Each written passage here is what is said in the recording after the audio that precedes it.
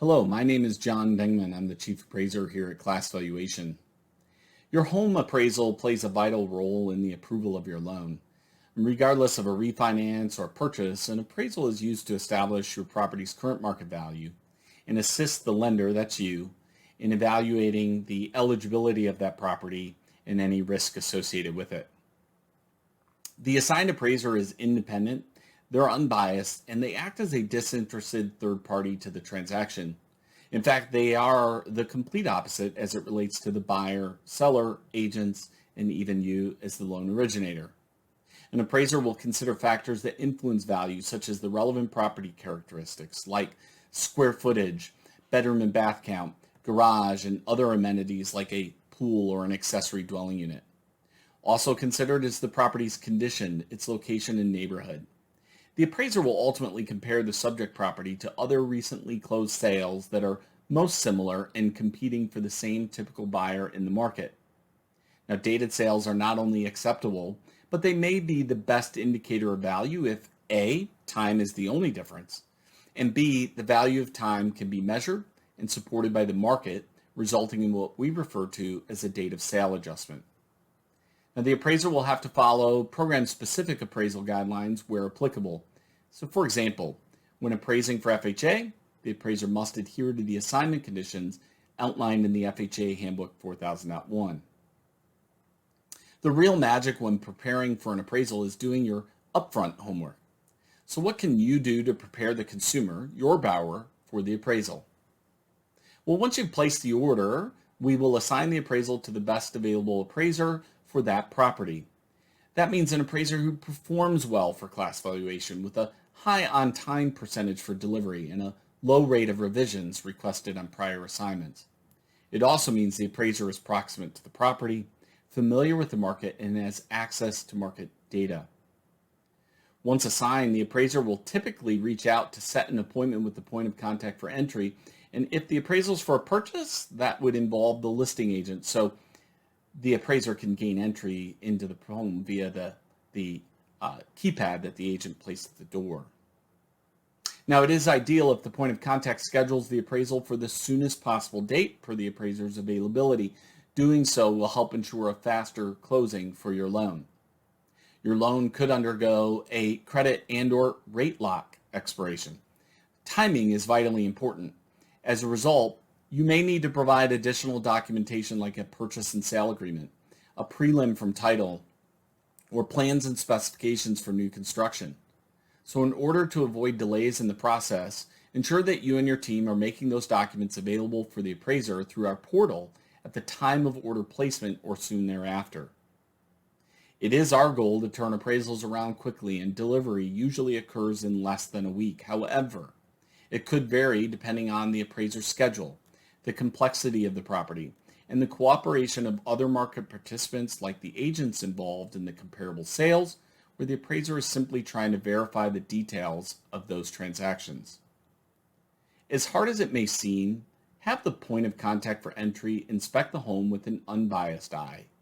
Before the appraiser's visit, look for anything alarming and address it immediately. Appraisal inspections are not home inspections, nor should they replace a home inspection. The appraiser is acting as the lender's eyes and ears, and they are obligated to report any concerns observed during the site visit that may warrant repairs or further inspection by a qualified individual. For example, an appraiser may take photographs of drywall damage, notate that the doors are sticking, and ultimately recommend a foundation inspection. This could be a significant inconvenience if those are benign and due to long-term settlement issues. So address alarming items before they become issues. To be clear, I'm not suggesting that anyone mask known defects of the property. Rather, I am simply recommending that property owners address non-issues to remove the possibility of misinterpretation. Now, industry guidelines mandate that appraisers visually observe both the exterior and interior of the home for traditional appraisal assignments. This presents an opportunity for the agents or the homeowner to briefly provide documentation on any updates or upgrades that may have been completed, such as improvements to electrical or heating systems that may be more difficult to visually inspect. Just remember, the appraiser is an independent observer and they will consider what the typical buyer in the market values. Now make sure someone is there to let the appraiser in the property and ensure it is an adult over the age of 18. If the point of contact for entry is unavailable on the day the scheduled site visit should occur, that would not be a problem as long as there is someone at the residence to let the appraiser in, or the appraiser has access through a lockbox. In those instances, the assessment can continue. If the appraiser is unable to enter the home in its entirety, then they will need to reschedule the site visit for a later date, which could cause delays in the loan approval process.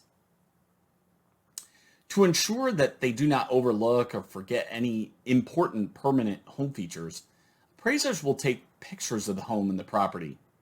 Inform the homeowner so they're not alarmed when the appraiser begins the process of taking those pictures, and remind them that the appraiser is bound by both federal and state privacy laws, and sharing those photos with anyone other than the lender is strictly prohibited. The purpose of the appraisal is to give the home a value based on as many relevant variables as possible. Now, most site visits by an appraiser last around 20 to 30 minutes. It may feel like it takes less time depending on how much interaction there is with that appraiser. From there, most of the valuation process is done in the appraiser's office. I often say this is where the appraiser puts the proverbial pen to paper. The appraiser researches public records as well as other home sales looking for comparable properties.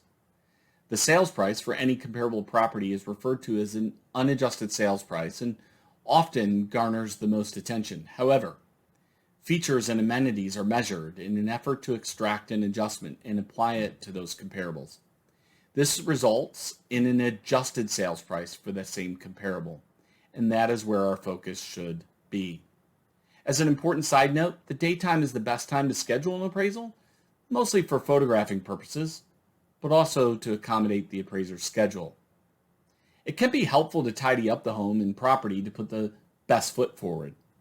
What would you rather smell, freshly baked cookies or pungent pet odors? Your answer probably matches what an appraiser would say. Now, while the value of the home will not be affected by any one person's housekeeping skills, it is a good indicator of overall condition, and it also makes the appraiser's first impression of the property a more pleasant one. Declutter and organize elements in each room to make them look more spacious. Clean up the yard, trim any unsightly overgrowth, and mow the grass for better curb appeal. Take out the trash and use an air freshener to cover any lingering smells. And let the light fill the house, either naturally or artificially. Consider making minor repairs. This includes, but is not limited to, fixing cracks in the wall, touching up paint, removing stains from carpet, and solving any bug problems. Avoid the need for a final inspection. A final inspection is needed when the appraiser needs to come back out to verify a repair is completed that was identified in the original appraisal. Final inspection not only includes an additional fee, but it costs time, which can further impact the timely closing of your loan.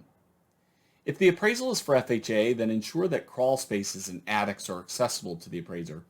Check that all utilities and heating systems are operational, that GFCI outlets are installed in every bathroom in the kitchen, and that all remodeling projects are completed.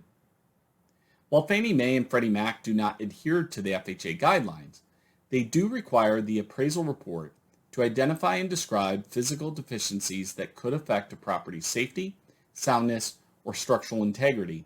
And if the appraiser has identified any of these deficiencies, then the property must be appraised subject to completion of the specific repairs or alterations. We do recommend you create an informational packet for the appraiser, even if the point of contact will be in direct contact with the appraiser. Remember, it's very difficult to challenge an appraisal, so do the upfront work and learn how appraised value is determined, because it's not price per square foot, which is the calculation most agents use to price a home, and what most AVMs, like your Zillow's estimate, are based on. Provide any information about the home and neighborhood that may influence value. The additional information is helpful and lends itself to a more accurate value. The appraiser will compare the subject property to other homes that have recently sold in the neighborhood. These are called comparable homes or comps. Appraisers sometimes do not know the backstories behind the neighborhood sales, so inform the appraiser of any distressed sales due to job loss, divorce, death, etc. Leave any information about neighboring houses that may be relevant. Provide any recent sales that were not listed in the MLS. Work with agents that farm the area to determine what information is available to the appraiser. Let the appraiser know of any for sale by owner homes, pocket sales, or new construction sales that were not listed in the MLS. Finally, be sure to include a list of the home's improvements and upgrades. Feel free to provide details, descriptions of materials, and costs. This will ensure the appraiser is aware of all the amenities to the house and let them consider every feature when determining its contribution to value. I hope you find this information to be helpful. Thank you very much for trusting Class Valuation to manage the appraisal process for you. Have a great day.